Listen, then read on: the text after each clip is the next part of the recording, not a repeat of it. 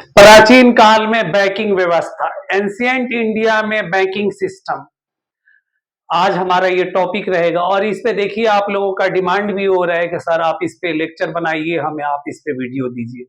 तो आज हम उनसे बोल रहे हैं जिन्होंने कमेंट किया था प्राचीन काल में लॉन्ग टॉपिक के लिए, तो आज हम उनका ये भी पूरा कर रहे हैं। हम इस पे और भी बहुत सारे टॉपिक पे हम काम कर रहे हैं, यूपीएससी के अकॉर्डिंग हम कर रहे हैं। आप लोग देखिए, आप लोग हमारे चैनल को तो सब्सक्राइब कीजिए, लाइक कीजिए, कमेंट्स कीजिए, तभी तो हमें पता चलेगा आप लोगों को कौन सा टॉपिक चाहिए और कैसा कैसा टॉपिक चाहिए, किस विषय पे चाहिए। आपको पॉलिटी चाहिए, ज्योग्राफी चाहिए, इकोनॉमिक्स चाहिए, हिस्ट्री चाहिए, आईआर चाहिए, या फिर करेंट का चाहिए। आप लोग बताएं एक बार कमेंट करके, जैसे आज इन्होंने किया है कि सर आप इसका लॉन्ग टॉपिक हमें दीजिए, तो आज मैं आप लोगों के लिए लेके आ गया। चलिए चलते हैं आप अपने टॉपिक के तरफ। अब सबसे पहले देखेंगे इंट्रोडक्शन, देखेंगे प्राचीन काल में बैंकिंग व्यवस्था की इंट्रोडक्शन, एक तरह से परिचय है, परिभाषा ही इसका क्या था। बैंकिंग व्यवस्था का इतिहास बहुत पुराना है और इसकी जड़ें प्राचीन सभ्यताओं तक फैली हुई थी। भारत में भी प्राचीन काल से ही बैंकिंग जैसी गतिविधियां प्रचलित थी। वैदिक काल से लेकर गुप्त काल और मध्य काल तक विभिन्न रूप से ऋण, ब्याज, लेन देन और मुद्रा प्रणाली का संचालित होता रहा है। विनियमन प्रणाली पे आधारित था। ये मैं आप लोगों को आगे भी बताता हूं। जैसे वैदिक काल की हम अगर बात करेंगे, वैदिक काल में बैंकिंग व्यवस्था कैसी थी, तो ऋग्वेद और अन्य वेद ग्रंथों में ऋण, लोन और धन विनिमय, मनी एक्सचेंज का उल्लेख भी मिलता है। मगर ये कैसे जो है मनी एक्सचेंज, धन विनिमय करते थे, ये वस्तुओं से आदान प्रदान, लेन देन का होता था। ना उस काल में सोने का सिक्का था, ना सोने चांदी के सिक्के होते थे, ना जो वहां पे मनी या नोटों का चलन था या सिक्कों का चलन नहीं था। उस टाइम में वस्तु विनिमय प्रणाली थी का प्रचलन था। और एक सामान के बदले आप, जैसे आप किसी को आटा दे रहे हैं तो उसके बदले में आप चावल ले रहे हैं, आप किसी को प्याज दे रहे हैं तो उसके बदले में आप दाल ले रहे हैं। तो ये एक तरह से, जैसे उस टाइम में गाय, भैंस, बैल, बकरियों का भी जो है ना कृषि भी होता था। तो उस टाइम में भी वो कृषि आधारित, एक तरह से देखा जाए तो पूरा वैदिक काल कृषि पर आधारित था और डिपेंड था। और वहां पे वैदिक काल का अगर मैं आप लोग का डिफिनेशन अगर दूं, तो उस काल में जो है एक तरह से देखा जाए, ऋग्वेद में भी इसका उल्लेख मिला हुआ है, वर्णन किया गया है कि विनिमय प्रणाली के अलावा जो है ना गांवी व्यवस्था, ग्रामीण व्यवस्था थी, समझ गए। और कृषि आधारित पूरा समाज उस पे आश्रित होता था और जो है ना पशुओं का पालन भी किया जाता था। तो ये वैदिक काल से ही जो है ना आपको वैदिक व्यवस्था में ही आपको बैंकिंग व्यवस्था आपको देखने को मिलेगा। सबसे पहले आप उधर में आर्कियोलॉजिक में आप चले जाइएगा तो उस टाइम में तो होमोएस्पेनियस मानव आया और जो है ना जंगलों की कटाई हुई। धीरे धीरे जो है ना आपको आगे जाइएगा तो मध्य पूरा पसाड़ मिलेगा आपको, मध्य पसाड़ आएगा, नौ पसाड़ काल आएगा और ये विकसित होता चला जाएगा, ठीक है ना। तब वैदिक सभ्यता में आ जाएगा। तो सब वैदिक सभ्यता से ही जो है ना प्राचीन भारत में बैंकिंग प्रणाली विकसित हुई, समझ रहे हैं आप लोग।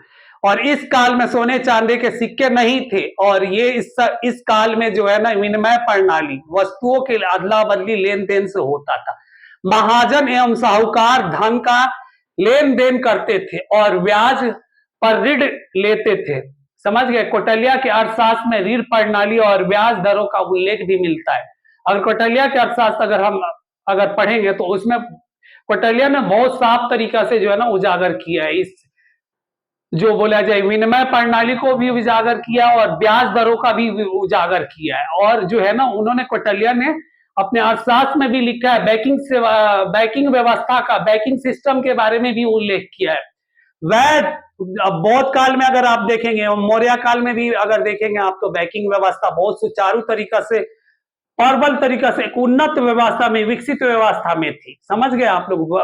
बौद्ध ग्रंथों में श्रेणियों का उल्लेख मिलता है जो व्यापारियों के संगठन होते थे और बैंकिंग कृषि भी करते थे, समझ गए ना। इस काल में हुंडी प्रणाली का विकास हुआ था जो आगे चलकर ड्राफ्ट जैसी प्रणालियां का रूप ले चुकी थी। आप लोगों को याद होना चाहिए, जैसे अब हुंडी क्या था कि उस टाइम में भी, आज भी हुंडी चलता है कि कहीं दूसरे स्थान पे कोई इंसान बैठा हुआ है, वहां पे आप पैसा दे दिए, कोई चीज दे दिए, उसके बदला जो है ना वहां पे उसका कोई जानने वाला है, उसके बदले में जो है ना वहां पे वो एक्सचेंज कर देगा। समझ गए ना? तो इसको क्या बोला जाता है? आपको हुंडी बोला जाता है। तो हवाला, हवाला के थ्रू जो आज हम लोग एक नया तौर से देखते हैं, हवाला मनी एक्सचेंज का मामला आ जाएगा, मनी लॉन्ड्रिंग का मामला आ जाएगा, तो हवाला के थ्रू ही तो शिफ्ट करते हैं। अभी जो अफ्रीका में जो हुआ था, एसबीआई बैंक में भी अपनी शिफ्टेड की थी पैसे, कितना हाईलाइटेड था। आप लोग अगर करंट भी अगर पढ़े होंगे, 3-4 महीना पहले की तो बात है, ज्यादा आपको आपको जो बोला जाए ओल्ड पीरियड में नहीं जाना, अभी रिसेंटली में ही जाना है। तो अब आगे चलते हैं। चलिए, ये तो टॉपिक हुआ खैर हवाला का, मनी लॉन्ड्रिंग का और ड्राफ्टिंग का, आपको बोला जाए जो हुंडी का। तो अब आगे देखते हैं। मौर्य काल में सरकारी नियंत्रणों के सिक्के ढाले जाते थे और शाही खजाने, रॉयल ट्रेजरी की व्यवस्था थी। साहूकार, सेठ और महाजन व्यापारियों का धन उधार देते थे और व्यापारी लेन देन में महत्वपूर्ण भूमिका निभाते थे। अब रॉयल ट्रेजरी का अगर अभी रिसेंटली से अगर आप लोग लिंक कीजिएगा, तो ट्रेजरी से आप लोग कर सकते हैं। सरकार की जो है पैसा जो निकलता है वो कहां से निकलता है? गवर्नमेंट अपना पैसा निकालती है, अगर देती है तो कहां पे देती है? ट्रेजरी के द्वारा ही देती थी, जिसको उस टाइम में टकसाल बोला जाता था। आज भी वो टकसाल ही एक तरह से माना जाए, मगर आज का अकॉर्डिंग टकसाल अगर छपाई होता था तो उस टाइम में भी छपाई होता। आज टकसाल के अगर देखा जाए तो जहां करेंसी छापे जाते हैं वहां पे टकसाल बोला जाता था, मगर उस टाइम में क्या बोला जाता था? इसे टकसाल भी बोला जाता था और साहिल रॉयल ट्रेजरी भी के द्वारा ही जो है ना सिक्के का ढाला जाता था। उसमें कौन कौन होते थे? साहूकार, सेठ और महाजन व्यापारी को धन उधार देते थे। समझ गए? और व्यापारी लेन देन में महत्वपूर्ण भूमिका निभाते थे। ये साहूकार, सेठ और महाजन जो है ना लोगों को ब्याज दर पे ऋण देते थे और उसके बदले में ब्याज लेते थे। समझ गए ना? कभी जो है ना वो अपने अकॉर्डिंग ब्याज दर निर्धारित करते थे, याद रखिएगा। अब आगे हम चलेंगे गुप्त काल में। गुप्त काल और उत्तर गुप्त काल में देखेंगे। तो गुप्त काल में देखेंगे तो बैंकिंग का विकास कैसा था, और क्योंकि आप लोगों को पता है ना गुप्त काल को जो है ना गुप्त उत्तर काल, गुप्त काल को स्वर्ण, भारत का स्वर्ण काल बोला जाता है। समझ गए ना? इस काल को भारत का स्वर्ण युग भी कहा जाता है, जिससे व्यापार और अर्थव्यवस्था अत्यधिक समृद्ध थी, मतलब एक तरह से काफी डेवलप था। इस दौरान विभिन्न मुद्राएं प्रचलन में आई, जैसे कि गोल्डन, दिनार, ताम्रपत्र मुद्रा आदि इसी काल में विकसित हुए थे। गुप्त शासकों ने औपचारिक बैंकिंग जैसी प्रणालियां विकसित की थी, जिसमें साहूकारों को कानूनी अधिकार दिए गए थे। देख लीजिए, साहूकार को उस टाइम में कानूनी अधिकार था। व्यापारी मार्गों पर आर्थिक केंद्र विकसित हुए और अंतरराष्ट्रीय व्यापार के लिए बैंकिंग प्रणाली अधिक संगठित हुई थी। इसी काल में हुआ था, मतलब अंतरराष्ट्रीय इंटरनेशनल ट्रेड एंड कॉमर्स उस टाइम में भी चालू था। ऐसा नहीं था कि उस टाइम में विदेशों से व्यापार नहीं होते थे। हाँ जी, होते थे उस टाइम में व्यापार, याद रखिएगा आप लोग। मध्यकालीन भारत में बैंकिंग व्यवस्था, मध्यकाल में भारतीय बैंकिंग प्रणाली और अधिक उन्नत हुई। इस काल में हुंडी प्रणाली का व्यापक विस्तार हुआ था। लार्ज तरीका से एक डिस्क्रिप्शन मतलब डिस्क्रिप्ट किया गया था। सराफा व्यापारों का प्रभाव बढ़ा था, जो मुद्रा विनिमय, मनी एक्सचेंज और ऋण प्रणाली का संचालन करते थे। यहाँ पे ये भी है, सराफा का भी जो है ना उस टाइम में सोना चांदी और आभूषणों का भी जो है ना लेन देन, और मतलब इसका भी जो है ना एक तरह से विनिमय प्रणाली और एक तरह से मनी के अकॉर्डिंग लाया गया था, मुद्रा के अकॉर्डिंग लाया गया था। इस काल में मुस्लिम शासकों ने भी अर्थव्यवस्था को संगठित करने के लिए बैंकिंग प्रणाली में सुधार किए थे। किस काल में? मध्यकाल की बात हो रही है, मेडिवल की बात हो रही है। प्राचीन काल से मेडिवल को भी आपको तुलना करना है। प्राचीन बैंकिंग व्यवस्था के मुख्य घटक है। आज के दौर में मॉडर्न से आपको एंशिएंट करना है, एंशिएंट से मेडिवल करना है, याद रखिएगा। साहूकार और महाजन, साहूकार और महाजन मुख्य रूप से संगठित ऋण दाता थे, मतलब ये ऋण लेते थे। वे व्यापारी, किसान और शिल्पकारों को ऋण प्रदान करते थे। ये लोग किन किन लोगों को ऋण प्रदान करते थे? व्यापारी को, किसानों को और शिल्पकारों को ऋण प्रदान, उस पर ब्याज दरें अलग अलग होती थी। कई बार यह अत्यधिक भी होता चला गया था, समझ गए? और जिसके कारण जो है ना ये मामला जो है ना कानूनी व्यवस्था कोर्ट तक भी जाता था उस टाइम में।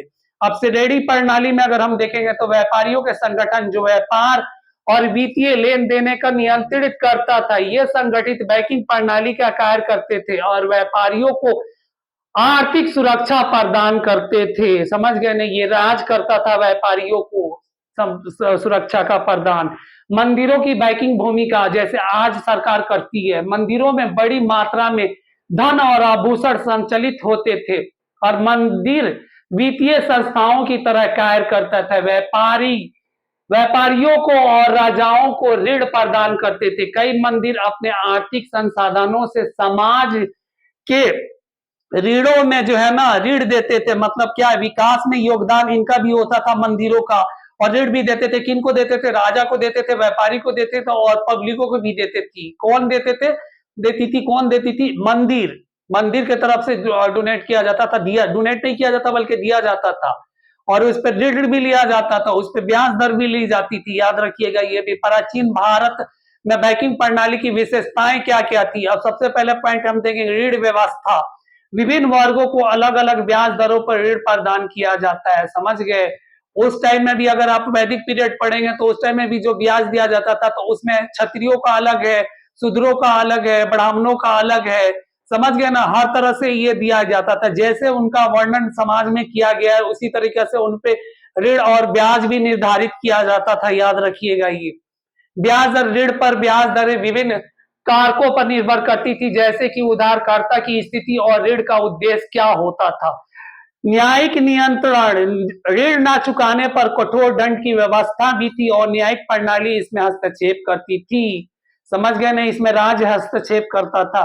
व्यापारिक विनियमन प्रणाली क्या है? व्यापारिक गतिविधियों के लिए वित्तीय सहायता दी जाती थी जिससे व्यापार और उद्योग का विकास हुआ था। प्राचीन भारत की बैंकिंग प्रणाली का विश्लेषण अगर हम देखेंगे तो इसका सकारात्मक पक्ष अगर हम देखा जाए तो क्या देखेंगे? संगठित बैंकिंग प्रणाली, व्यापारिक संघों और साहूकार और मंदिरों की बैंकिंग प्रणाली ने अर्थव्यवस्था को मजबूत किया था। व्यापार का विस्तार कैसे हुआ? बैंकिंग प्रणाली ने व्यापार को बढ़ावा दिया और व्यापार मार्गों का विकास हुआ था। राजों की भागीदारी, मौर्य और गुप्त शासकों ने बैंकिंग प्रणाली पर नियंत्रण रखा जिससे वित्तीय स्थिरता बनी रही थी। समझ गए ना? इसमें बनाए रखने में मतलब जो है ना राज भी एक तरह से अहम भूमिका निभा रहा है। ये नहीं है कि राज नहीं रहा, अब जो है राज इसमें भूमिका निभा रहा है। 100% राज भूमिका निभा रहा है। प्रोत्साहित कर रहे हैं, व्यापारियों को प्रोत्साहन कर रहे हैं, साहूकारों को भी प्रोत्साहन कर रहा है, और जो है वहां पे ब्याज जो ले रहे हैं उनको भी ये कर रहे हैं। एक तरह से व्यापार को, ट्रेड एंड कॉमर्स के लिए भी बढ़ावा दे रहा है। तो ये चीजें आप लोगों के लिए जो है ना इंपॉर्टेंट पॉइंट है, ये भी ये रखिएगा। अभी इसका हम नकारात्मक निगेटिव पक्ष अगर हम देखेंगे तो क्या देखेंगे? निगेटिव पक्ष में हम देखेंगे उच्च ब्याज दरें। कई बार साहूकार अत्यधिक ब्याज दरों पर ऋण देते थे जिससे किसान और गरीबों का शोषण होता था।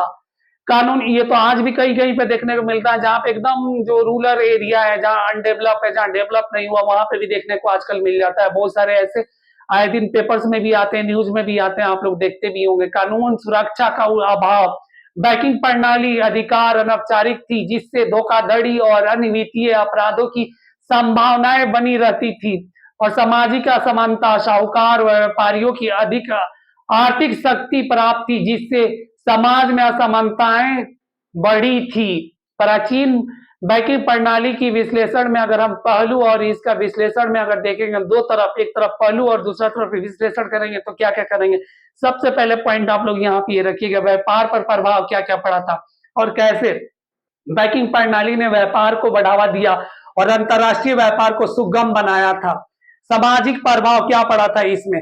ऋण प्रणाली ने किसान व व्यापारियों को वित्तीय सहायता दी, लेकिन साहूकारों के बीच ऊंचे दरों से आर्थिक स्थिरता जो है ना मतलब एक तरह से शोषित हुई थी। और तीसरा पॉइंट में देखिएगा प्रशासनिक सुधार क्या किया गया था? राज द्वारा मुद्रा प्रणाली का नियंत्रण वित्तीय स्थिरता बनाए रखने में सहायक हुआ था।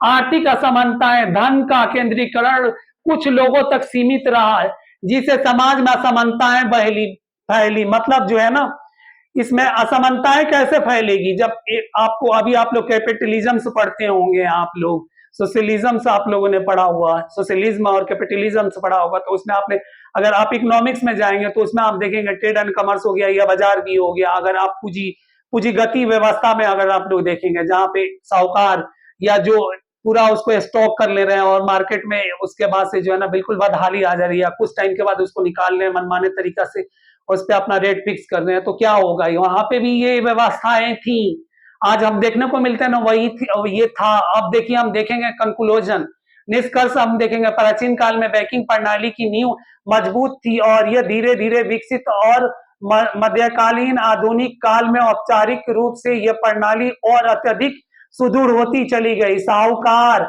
और हुंडी व्यवस्था भारतीय अर्थव्यवस्था की रीढ़ थी। हालांकि साहूकारों द्वारा अधिक ब्याज वसूल करने जैसी समस्याएं भी मौजूद थी। यह व्यवस्था आगे चलकर औपनिवेशिक काल में, जैसे यूरोपियन बैंकों की जब व्यवस्था जब हुई थी, आप जब इधर में मेडिवल में आएंगे, जब ब्रिटिश साम्राज्य भारत में जब स्थापित हुआ, तो उस टाइम में ये व्यवस्था जो है ना और बिल्कुल उत्तीर्ण तरीका से, मतलब एक तरह से अपने चरम कोर्स पर एकदम बोला जाए अपनी सीमा को क्रॉस कर गया था। और उस टाइम में भी अंग्रेजों ने जो है ना इस पे लाभ बहुत कमाया, मतलब एक तरह से शोषण बहुत किया भारतीय समाज को, प्राचीन काल से, मध्य काल से, और आपको मेडिवल में लाके यहाँ पे आपको जोड़ देना है। समझ रहे हैं लोग? आप लोग यहाँ पे जोड़ेंगे तो फिर इसमें जो है